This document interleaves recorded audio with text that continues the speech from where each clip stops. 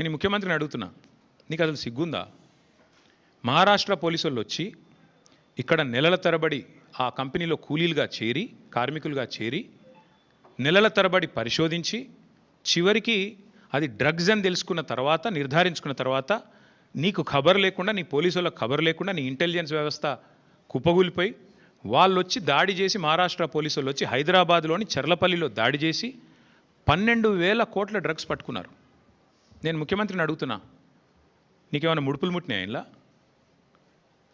12,000 కోట్లు 21 నెలల నుంచి ఏం చేస్తున్నావు? నీ ఈగల్ ఏం చేస్తుంది? నీ హైడ్రా ఏం చేస్తుంది? నీ హోంమంత్రిత్వ శాఖ ఏం చేస్తుంది? నీ పోలీస్ ఇంటెలిజెన్స్ ఏం చేస్తుంది? ముడుపులు తీసుకోవడంలో బిజీగా ఉన్నారా? ఎట్లా? హైదరాబాద్లోని చెర్లపల్లిలో 12,000 కోట్లు. ఇది భారతదేశంలోనే రెండవ అతిపెద్ద డ్రగ్స్ ఇప్పటిదాకా దొరికింది. ఇదివరకు ఒకసారి గుజరాత్లో దొరికింది 21,000 కోట్లు. ఇప్పుడు రెండోసారి 12,000 కోట్లు.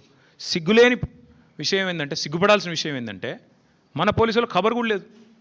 మహారాష్ట్ర పోలీసులు వచ్చి దాడి చేసేదాకా మన పోలీసులకు ఖబర్ కూడా లేదు.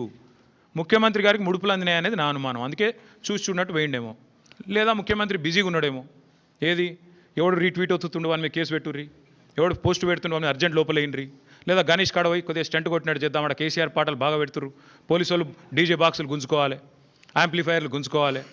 గదే పని ఏమున్నది ఇవాళ పోలీసు వాళ్ళకి రాష్ట్రంలో పని? పాపం పోలీసు వాళ్ళ బండ్లలో డీజిల్ దిక్కులేదు. మేము మమ్మల్ని అరెస్ట్ చేస్తుంటే హరీష్ రావు గారు అడిగినారు, ఏమైనా నీకు టీఏ వచ్చిందని అడిగారు. పాపం ఆయన నవ్వుతుండు పోలీసు ఆయన. డిఏ వచ్చినాదా, టీఏ వచ్చినాదా, మీ బండ్లలో డీజిల్ అని వస్తున్నాదా అంటే చెప్పలేకపోతున్నారు. పోలీసు వాళ్ళు నవ్వుతున్నారు. అట్లాంటి పరిస్థితి అది వాళ్ళు. అందుకే ఈ రాష్ట్ర హోంమంత్రికే ముడుపులు అందినట్టుగా నాకైతే అనుమానం ఉంది.